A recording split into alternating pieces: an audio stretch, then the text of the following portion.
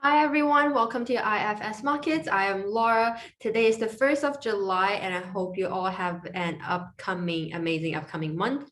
And now let's look at what is buzzing today. So I've selected Euro USD, and the reason I've selected it is because tomorrow is the non-farm payroll, US non-farm payroll that are released, which means that it will impact on the USD.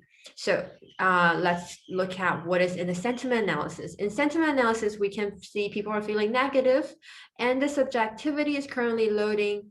While it's 31%, that means people are being rational.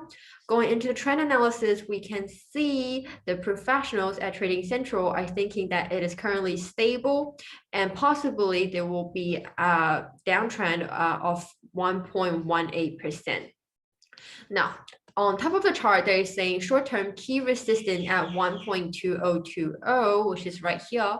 Again, this is a daily chart. We can see the current price is below the 20 days and 50 days moving average, and also on the lower range of the Bollinger Band.